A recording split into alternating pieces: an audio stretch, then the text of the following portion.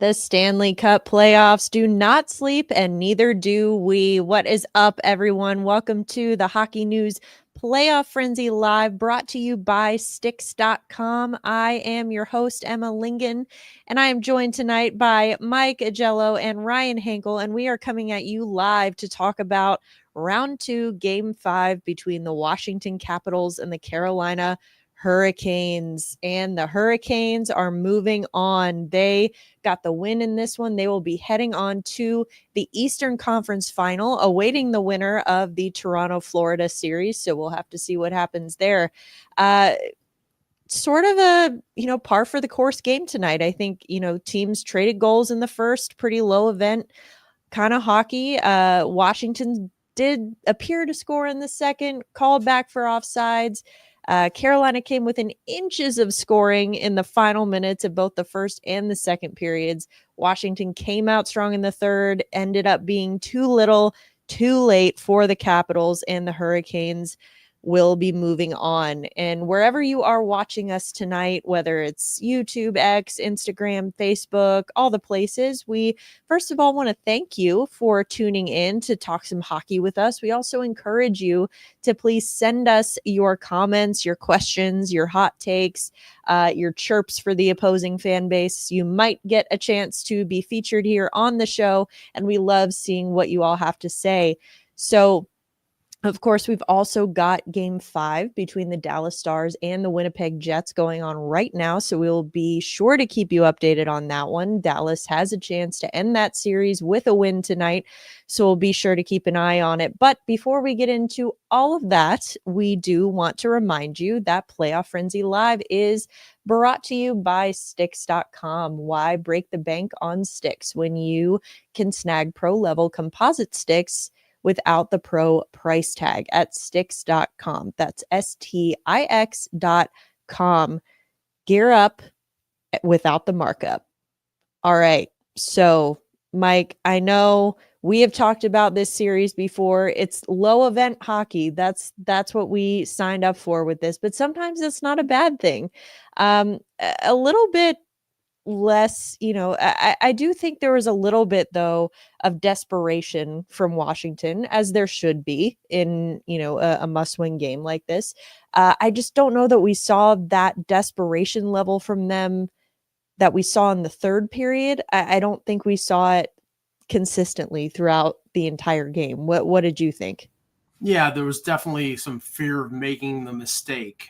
And, I understand that.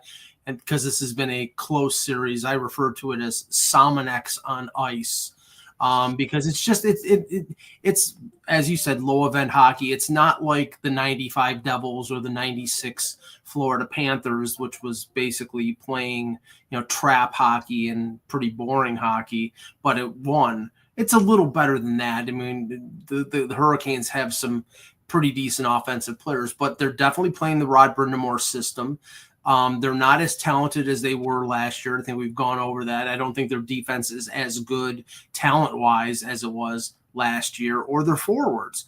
But they're playing better because they're playing within the Brind'Amour system. And that was played to a T tonight, tied 1-1 late into the third period, and then they get the winning goal, and there you go. Well, Ryan, you cover this team. You follow them more closely. Big storyline for the Canes tonight, of course, not only getting the win and advancing to the conference final, but Alexander Nikishin gets his debut for Washington against Carolina. It was a little bit of for Carolina against Washington. And it was a little bit of, is this really a good time for a young kid to make his NHL debut? And I think there was a lot of concern about that. But I don't know. To me, he maybe had a shaky first shift. I thought he got better as the game went on, had some great plays, defensively, but then got a couple shots off himself. So what did you think about Nikishin tonight for Carolina? Yeah, it was definitely that rookie kind of making his debut, kind of feeling for him in those first couple shifts, couple pizzas right up the middle of the ice on some turnovers, took a penalty. I mean, it was kind of a situation where you're like, okay, this guy might cost the team this game here. It's the way he's going. But like you said, he really kind of got himself going. I think that defensive play he had on Ovechkin pretty much chased him down all the way through the entire offensive zone, knocked the puck off a stick. While he did take that penalty on Dubois, he did break up a 2-on-1 that was developing. There's a lot of good plays coming from him. I mean, this kid is massive, 6'4", 220 pounds. I mean, he knows how to play hockey. He broke his own record multiple times in the KHL scoring goals. That big slap shot we saw come out a couple times. I mean, this is a guy that the Carolina Hurricanes are super, super excited for. And well, I think there's definitely those rookie nerves. If it wasn't for Chatfield getting injured, he wouldn't have been out here. But he tightened up and he made some good plays that really helped push Carolina to the end in that finish line at the end of the day.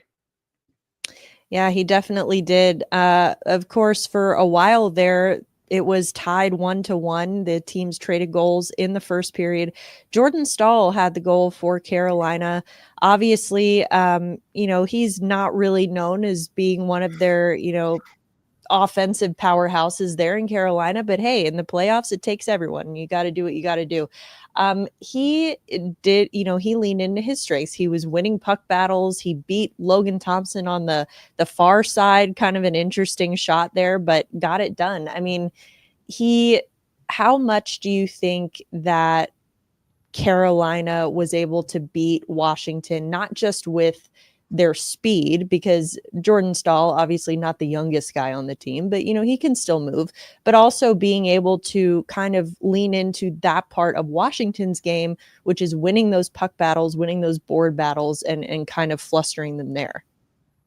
Yeah, Carolina definitely matched the physicality that Washington was supposed to have like the edge in, and they just gave it to him right back. I mean, the hits were pretty even throughout the entire series. And, the big question was going to be, Tom Wilson, how much of an impact can he make with his physicality? And he had a couple of big hits, I think, the first 2-3 games. But, Jordan Marnick threw as many hits against Tom Wilson, took that charging penalty, as Tom Wilson threw against anyone else. I mean, he wasn't as much of a physical factor as like many had kind of portrayed him to be coming into the series. He was a great, defensive factor. He's a great offensive factor, but that physicality was just neck and neck with Carolina. And, Carolina's got a lot of small guys, Seth Jarvis, Logan Stanko, and Jackson Blake, not big dudes, but they all play big. But then you look at the back end and you got guys like Brent Burns, who's, a big guy. Jacob Slavin's a big guy, not physical maybe, but, they're able to, shake off guys. Jordan Staal, Will Carrier, Jordan Mark, these all guys, they're not afraid to throw the body and be physical. And I think you touched on too, Carolina's speed and skating. I think this was a Washington team that really struggled kind of, they couldn't be as physical because Carolina was almost out skating them. There was just no chance for them to really get off that physicality because Carolina was just always pushing it down their throat a lot of the time in the game. Yeah, definitely. We saw, Washington kind of, it looked like maybe we're starting to perk up there in the second period. They got that, what looked like a goal ended up not being a goal, called back for offside. That kind of seemed to me like one of those moments in a game that really could kind of be make or break, honestly, for either one of these teams, because Carolina got themselves into that situation. Frankly, they got lucky because it was a rare turnover by Carolina that led to that goal that ended up getting called back. So they got lucky there. Washington, meanwhile, you're watching for them. They already have that super high desperation level, and you're looking to see, is this the kind of thing that can kick that up a notch even more? But it still felt like these two teams were just deadlocked in that second period, and they were just not, neither team was really able to gain the edge there. I think, Mike, we saw Carolina really come alive at the end of the second. Shots were 17-9 in favor of Carolina after 2 periods. I mentioned earlier they came within inches of scoring. Seth Jarvis had the double doink off the posts and the crossbar there at the end of the second period. But I mean, it really just seems like Carolina, again, held Washington to 9 shots through 2 periods. I mean, what can you say, Mike, about while it may not be the most exciting, brand of offense from Carolina, I think that just there being so good at fronting shots and being in good position to block shots. You know, it just seemed like they were able to keep Washington from passing around. And, you know, like I said, the last time we were talking about this series, it was just Washington. It was all one and dones in the offensive zone. So what did you think of the defensive play of Carolina tonight? Carolina's, you know, penchant is to be patient and methodical. That's I think what they've done all playoffs. And now, you know, I don't think they were really challenged by New Jersey, because New Jersey was severely hampered without Jack Hughes, and then they lost most of their defense, so they really weren't challenged. This was a series where, going into it, we thought, okay, Washington's got the size advantage. You know, now Protas is back. You know, Ovechkin is going to do what Ovechkin does, you know, in little spurts, because he's older, but still. You know, we saw what Washington did to Montreal and figured they'll just do the same thing to Carolina. Well, Carolina had something to say about that. And I think, you know, first of all, they got better goaltending from Freddie Anderson than Montreal got from Montembeault or Dobish. You know, like tonight, they won 65% of the faceoffs. I mean, in a game that's 1-1, things like that mean a lot. You know, if you got the face off in the offensive zone, that means 2 times out of 3 you're getting possession of the puck and you're getting an offensive opportunity. And in the second period, that double doink, as you mentioned, but also that Logan Thompson deflection. I can't remember who had the shot, but he deflected it with his stick when he was way out of position, and it went by the post by about 6 inches. I mean, Stankoven. Yeah, there you go. The water bug. So, yeah, I mean, Carolina probably should have been in the lead after 2 periods. And I did feel that Washington sort of sagged a little bit after the Matt Roy goal that was waved off because of the offside. But when it came down to it, it was a 1-1 game with a few minutes left to go. And then Svechnikov gets the goal, and that was the dagger. It was Svechnikov with the goal in the final minutes there. Seth Jarvis with the empty netter at the end. If you are just joining us now, this is the Hockey News Playoff Frenzy Live, presented by Sticks.com.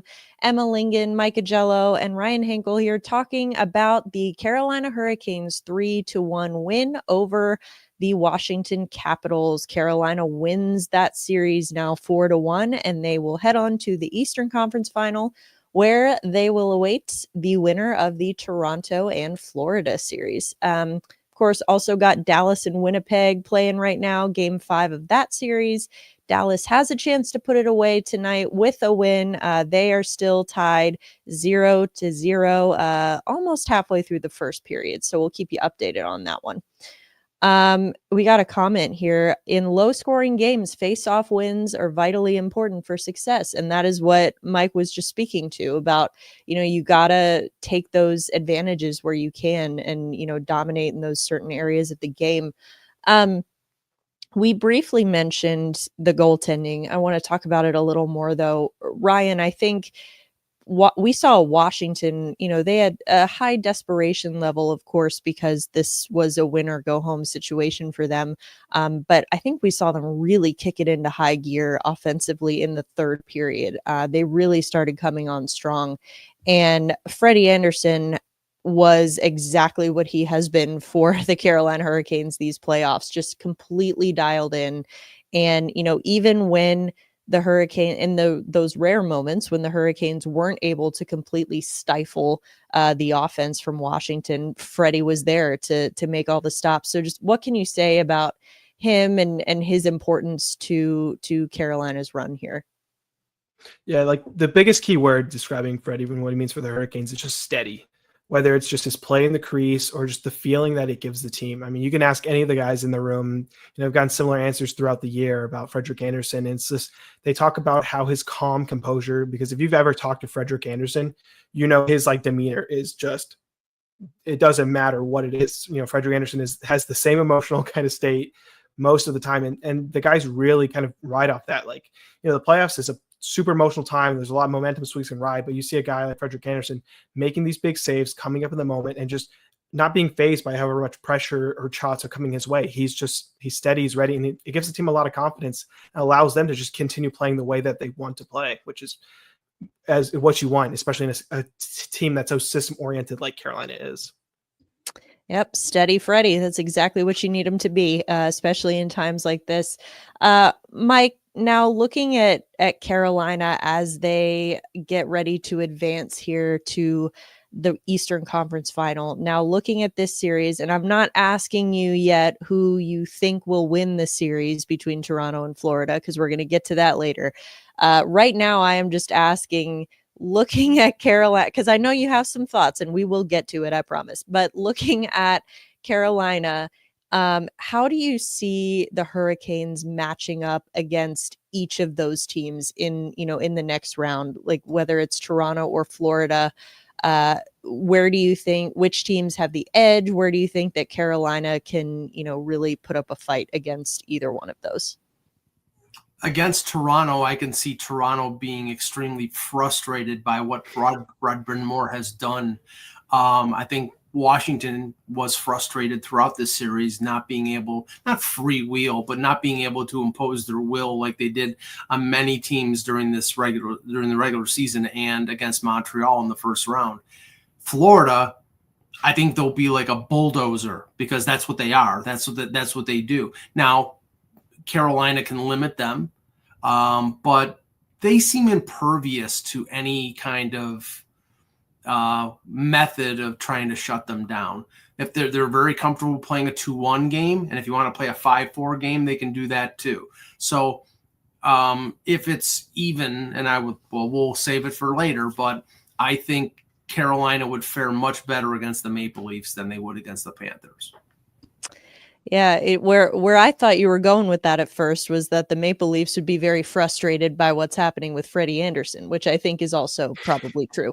But yeah, talking about Florida being a bulldozer, I mean, we talked about that a little bit the other night when we were on here talking about Game 4, because Washington, it was really just Tom Wilson was the one who was, trying to put the team on his back and trying to mix it up, trying to get physical, throw the body around, engage in his usual antics. And Carolina was absolutely not taking the bait, which ended up frustrating him further. But then Florida is essentially an entire team of Tom Wilsons. So it's like, I don't know that they would really have the option to not take the bait in a series like that with an opponent like that. Ryan, what do you think about, kind of same question, looking at Carolina, how they match up against Toronto, how they match up against Florida? What are your thoughts? Would they be able, or how would they be able to sort of weather the storm, particularly from a really physical team like Florida? Yeah, so I'll start with that. I like Florida. It's hard to go against the champs. I mean, they're defending champs for a reason, and like Mike talked about, they're a team that can play a variety of styles. They're such an adaptable team. Maurice and Zito combined, Maurice's systems and style of being able to adapt, but the way Zito has built this team with so many star talent up and throughout the lineup. I mean, talk about just grabbing Brad Marchand and throwing him on a third line, how much of a crazy move that is in the grand scheme of things. But I think Florida and Carolina are very similar teams in the way that they kind of like, it's the dump and retrieve style. It's the kind of frustrate you kind of defensively style. It's having a good goaltender that you don't overly rely on, but comes through with the big saves in the moments you need them. I think those are two very good teams, and I think very similar styles. I think Florida is kind of Florida, what I would say is almost like the quote unquote perfected it type of thing, where they are able to adapt a little more on the fly, where I think Carolina is a little more rigid in their systems.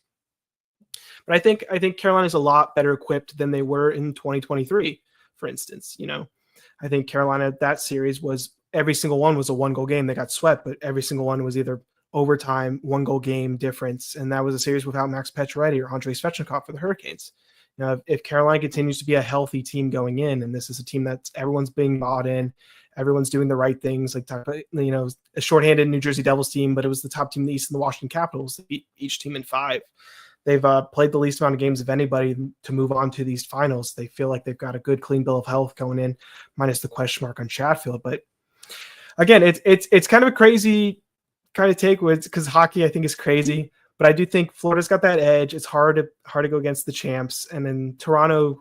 If I go to Toronto, which I don't know if I believe Toronto is capable of pulling it out. I'll just go ahead and say it now. But we will get to that shortly. But hypothetically, hypothetically, it's the similar thing where they have the Jordan Staal, Jordan Marnick, Will Carey line. They have the Brent Burns, Jacob Slavin pairing, and they could just find, whether it's Willie Nylander who's doing the most damage, or if it's Austin Matthews who should be doing the most damage. But there's a lot there with.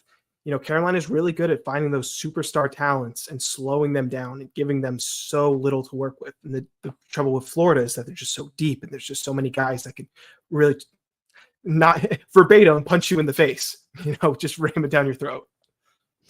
Yeah, that is true.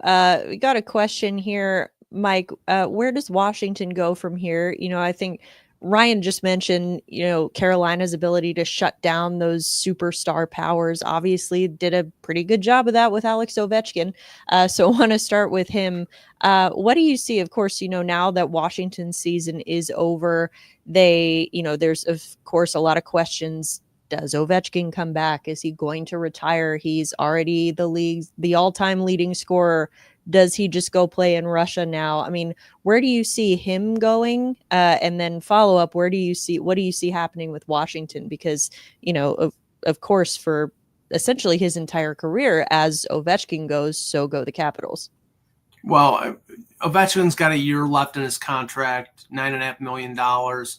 I would think he stays and finishes out the contract. He gets to 900 goals.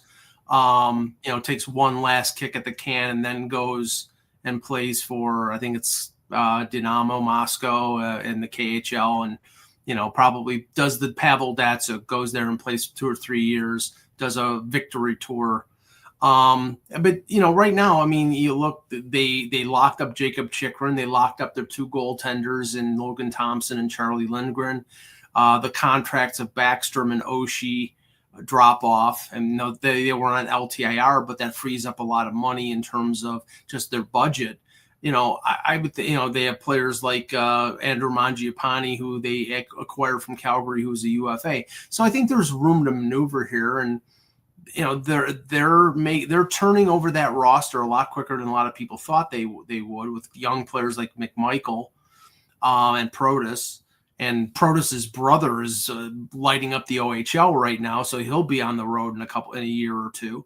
So, I mean, they may add a veteran to try to get one last kick at the can with Ovechkin, but I expect them to be where they are right now in terms of being at the top of the Metro next year. All right. Well, if you are just joining us now, this is the Hockey News Playoff Frenzy Live, brought to you by Sticks.com. Emma Lingen, Mike Agello, Ryan Hinkle talking about the Hurricanes and the Capitals. Of course, Hurricanes are moving on to the Eastern Conference Final. Please drop your comments, your questions. We love hearing from you all as we are live talking hockey. We've also got Dallas and Winnipeg still with a scoreless game, about 6 minutes left to go in the first period. So we'll keep you updated on that as well. All right. I promise we are going to get to the Toronto and Florida series, but because I know you, Mike, I've hosted with you quite a bit, and I know that you are going to take some time on that. I'm going to first start with the Oilers. The Edmonton Oilers are moving on. They took Vegas. Stuart Skinner, of course, got his second straight shutout to advance past Vegas because, of course, what else would you expect from the goalie who gets chased by the LA Kings in round 1? Mike, what are we to believe that this is the real Stuart Skinner? Are we to trust in this, that, the Oilers are going to be able to ride his goaltending through potentially to a second straight Stanley Cup final? Or is this just lightning in a bottle right now? I think it's more that Chris Knobloch realized that they had to basically play a really strapped down defensive style to be able to survive with Stuart Skinner in goal. Now he got 2 consecutive shutouts. That's, fantastic. Would I trust him? No. If Calvin Pickard was 100% healthy, they probably would start the next series with Skinner, but if he made one bad move, I think they would go to Pickard. But we don't know his health situation, so they're probably stuck with Skinner. He played really well last year in the playoffs after he got yanked and Pickard came in, and then he came in and he was really good. But I think Edmonton can't play the way Edmonton wants to play with Skinner in goal. And I don't think they can play effectively with defensively without Ekholm. And now Ekholm may be back at some point during this conference final. They said he was definitely going to be out the first 2 rounds, and then we'll see. I don't know. I mean, if Dallas finishes off Winnipeg tonight, this is a different Dallas Star team than the team that they faced last year. They still had to go through the ordeal of going through Vegas and Colorado. This year, they go through Colorado and Winnipeg, but they're deeper, and they have Mikko Rantanen. So, and Heiskanen comes back after being out for 2.5, 3 months. So he's actually, even though he's not 100%, he's rested. So I think it will pose a real big problem for the Oilers if they face the Stars. If it's Winnipeg, well, then Canada's got one team guaranteed to be in the Stanley Cup final. That is true. Ryan, what do you think? We're seeing a comment here. Oilers are hoping for a Jets comeback, right? I think the Oilers would probably rather face the Jets in the next round. But what are your thoughts on Edmonton? I mean, is it do they have a shot without Ekholm if he's not able to go defensively? I mean, this is a team that already had a lot of question marks on defense, even with Ekholm being healthy. So what do you think about their chances in the next round? I think my take is that I'm not going to doubt Leon Draisaitl and Connor McDavid anymore. Going to that first round series. I was like, oh yeah, no Ekholm and like this shaky goaltending. I was like, yeah, the Kings are gonna. I think this is their year. They're gonna pull it off. And then in the second round, I was like, all right, well, I think Vegas is probably the better team. They're probably Edmonton's not gonna be able to. And now I'm like, hey, whatever Connor McDavid and Leon Draisaitl, I'm on their bandwagon now because I just can't count against them because they just find ways to just get it done. It doesn't matter if it's like Stuart Skinner pitched the 3-0 and then the 1-0 overtime win, but just however many comebacks goals they've had where they just score in 3-4 goals in the one period. And it's just all of a sudden, oh, hello, best player in the world. Yeah. Hi, it's me, Connor McDavid. Thank you. So this Edmonton team, it scares me just because those two players scare me. Like as far as good as they are, I don't want to bet against them. And if Ekholm does come back, that just makes them so much better because like that was, to me, I was like, how do you get around that? But apparently they can just do that pretty easily. Yeah, for sure. I think that, I've said this kind of the entire playoffs. I'm like, I thought the exact same thing. Even once they made it past the Kings, it was like, all right, well, they did that, but they're definitely not making it past Vegas. And then it's like, you look at it and it's like, wait, why was I so sure that a team with Connor McDavid and Leon Draisaitl would not make it past the next round? But anyway, we are coming up towards the end of our time here. So I want to make sure that we do get to the juicy topic. The Panthers have pushed the Maple Leafs to the brink. Toronto now has to win on the road in Game 6 to keep the series alive. Mike, what should the Leafs panic level be? The floor is yours. Well, I'm thinking of my favorite Aerosmith song, Dream On, because I don't think they have a chance in hell of going down to Sunrise and winning a Game 6 to bring it back to Game 7. And even if they do, knowing the Maple Leafs, they will win Game 6 when nobody thinks that they can, go back to Game 7 just so they can rip the hearts out of all 18,000 fans at Scotiabank Arena. Just keep digging. Eventually you're going to hit oil, but this team is so utterly frustrating because they're talented, but I mean, really, I mean, you know that they want to win. They don't know how to win. And when you have a core group that matches up with the core group of the Florida Panthers that won a Stanley Cup with Bennett and Kachuk and Verhaeghe and Barkov, and you get nothing out of Matthews, Marner, Tavares, and even Nylander, who's been pretty good in the playoffs. You can't win with Max Pacioretty being one of your best, or Matthew Nyes, a 22-year-old kid, being your best forwards.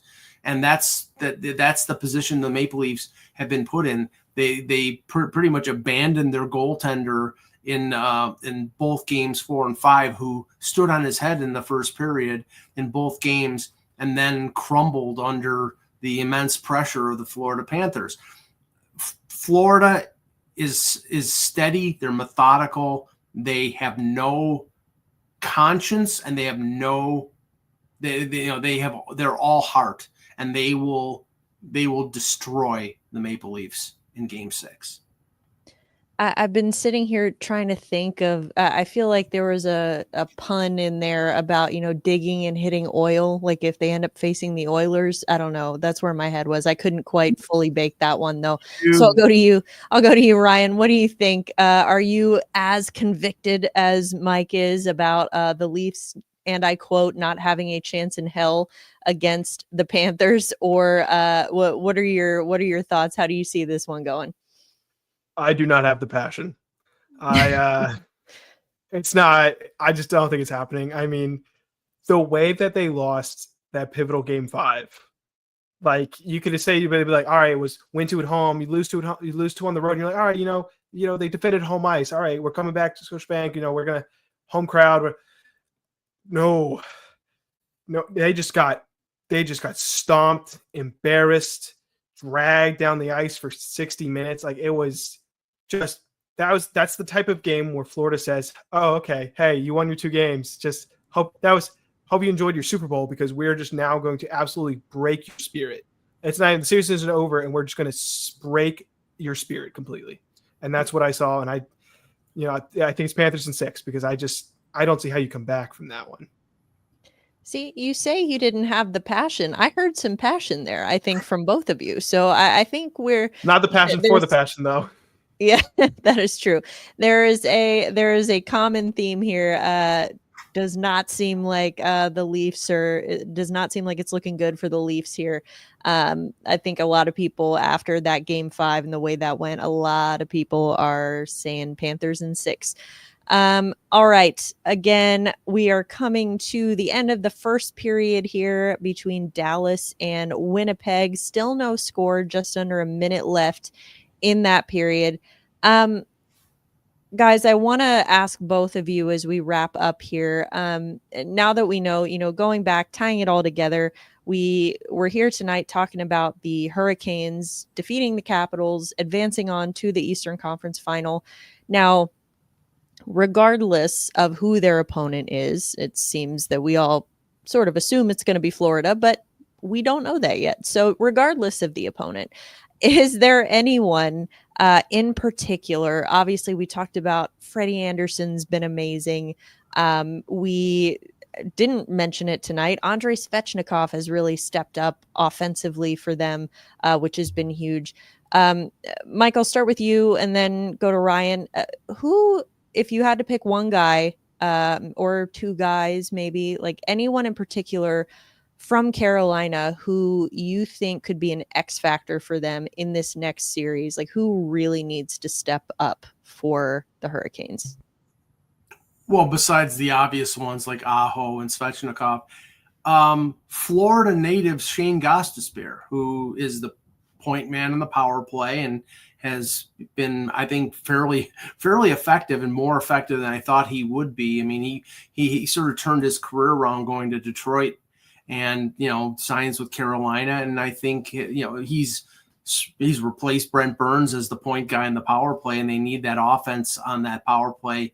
And he's a pretty good quarterback. But if they have a chance of winning a series against Florida, if that's who they play, I think Gostisbehere is going to have to be somebody who logs probably 23, 24 minutes a night, lugs the puck up the ice and creates. And, you know, they're not going to win the offensive battle with the Florida Panthers. It's probably going to be a very tight series if they play them. And Gostisbehere will be a key for that. All right, Ryan, what do you think? Anyone on Carolina who you think can really be an X factor for them in the conference final? I think I would have to. I mean, I just need to talk about Jacob Slavin because he just needs to be talked about. As someone who watches Carolina day in and day out, I think just Jacob Slavin needs to be talked about so much because if he's not playing like Jacob Slavin plays, you know, Carolina doesn't even get this far. I don't think his ability to just kill plays, just defensive reads, hot stick, body in the lane. Jacob Slavin is such an amazing hockey player. And he is probably the lifeblood of Carolina. Like they don't do anything they do without him going through. And like, you know, it's all three zones with Slavin. Like we all talk about his defensive ability, but he can transition the puck. He can pass the puck. He's got vision. He's got it all. Like this is a complete elite player. And as far as, you know, as I think Carolina is concerned, if it's not Jacob Slavin driving that bus, shutting down Barkov, shutting down Kachuk, shutting down Bennett, or shutting down, you know, Austin Matthews, William Nylander, Mitch Marner, we're not going to say who it's going to be. If it's not Jacob Slavin driving that bus, Carolina doesn't have a shot in hell because he is that good for them. He is almost everything they need in their defensive core. That team is built to be, you know, strong, stout defensively, and it starts with him on that back end. Like Jacob Slavin is amazing, and I just needed to be able to say that for everyone because I think he still doesn't get enough credit, I think. No, I agree. You know, I think as a stay-at-home defenseman or sort of the old school defenseman that guys like that, they don't get as much love because they're not out there making crazy offensive plays. But I think that to your point, in addition to, you know, being the lifeblood of their defense, we talk about Carolina's speed. Slavin is the reason that they get the puck up the ice so quickly. Like it's not because he's taking it in all by himself every time, but he's able to, you know, get those dump outs and get the puck up the ice, which is so critical to Carolina's game and their speed as a team. So I totally agree. Big Jacob Slavin apologist. I agree. He does not get talked about enough. So thank you for bringing that up, Ryan. All right. Checking in on Dallas and Winnipeg. Still no score. We are at the end of the first period of that one now. So we are going to let you all go and catch the second period. Sure to be a fun one tonight. Dallas does have a chance to put this one away with a win. So we will get you out of here in time to go watch the second period of that. For now, though, I want to thank everyone who has tuned in tonight to talk some hockey with us, talk about the Hurricanes and the Capitals. And thank you to those of us who sent your comments and your questions. Love hearing from all of you. As a reminder, we are here every night live during the Stanley Cup playoffs. So make sure you check back with us every night after the first game of the night because we'll be breaking it all down every single night. So thank you to all of you who have tuned in and sent us your comments and questions. For Micah Jello and Ryan Hankel, I am Emma Lingen. Thank you so much for tuning in to the Hockey News Playoff Frenzy Live, brought to you by Sticks.com. We will see you tomorrow.